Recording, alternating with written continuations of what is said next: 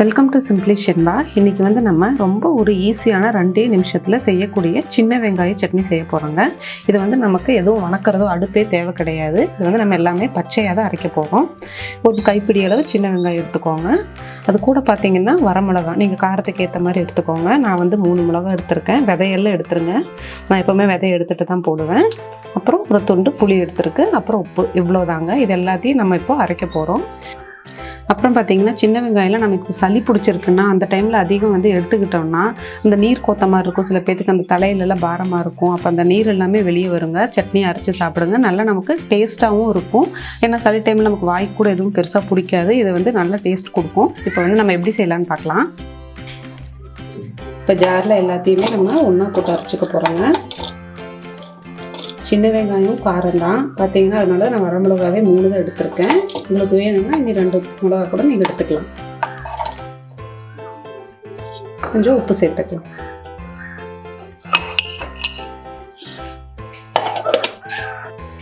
இப்போ நம்ம அரைச்சி எடுத்துக்கலாம்.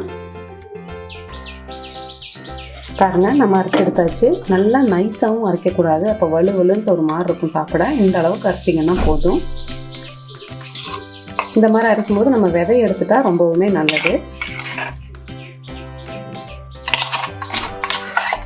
இது நம்ம நிறைய தொட்டு சாப்பிடணும் கூட இல்லைங்க. லைட்டாக தொட்டாலே போதும். நல்லா காரமாகவும் இருக்கும், நல்லா டேஸ்டாகவும் இருக்கும்.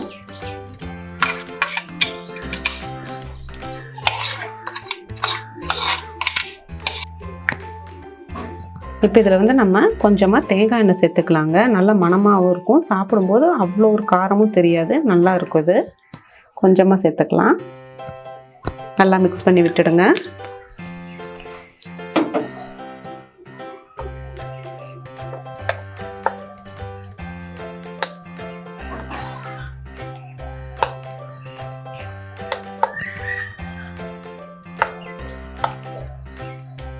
அவ்வளோதாங்க, சின்ன வெங்காய சட்னி ரெடி ஆகிடுச்சு. இது நம்ம 5 நிமிஷத்தில் சீக்கிரமாக செஞ்சிடலாம்.